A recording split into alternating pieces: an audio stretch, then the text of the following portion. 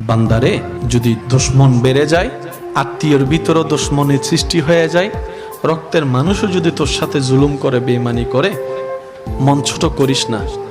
তোদের জীবনের প্রতিটা ক্ষণে কিভাবে মোকাবেলা করবি সেটা প্র্যাকটিক্যাল শিখে নেওয়ার জন্যই আমি প্রত্যেকটা নবীকে এক একটা মুসিবত দিয়ে তোদের জন্য শিক্ষার ব্যবস্থা করে দিয়েছি। সুবহান। তোদের উপর যখন আপনরা বেশি কষ্ট দিবে, জুলুম করবে, ইউসুফ নবীর জীবনীটা একটু খেয়াল করিস। ইউসুফ নবীর জীবনীটা একটু খেয়াল করিস।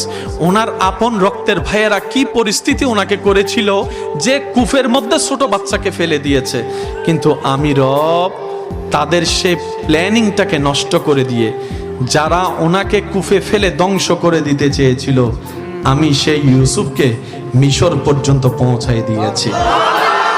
জগৎ ওনাকে অপরাধী ভেবে, অপরাধী মনে করে জেলখানায় বন্দী বানিয়েছে। ওনার ধৈর্য শুকরের কারণে আমি আল্লাহ ইউসুফ নবীকে রাজার সিংহাসনে বসিয়ে দিয়েছি।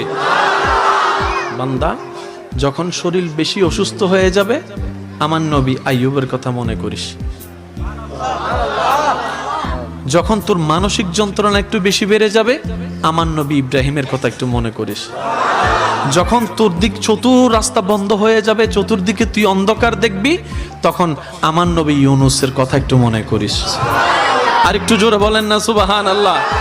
ও আমার বান্দা, তোদের জন্য প্রত্যেকটা নবী রাসূলের জীবনীতে আমি আল্লাহ শিক্ষার ব্যবস্থা করে দিয়েছি। আর সব শিক্ষাকে এক জায়গায় করে বাঁচার রাস্তার ব্যবস্থা করে উসওয়াতুন হাসানা ওয়ালা নবী রাহমাতুল লিল আলামিনের জীবন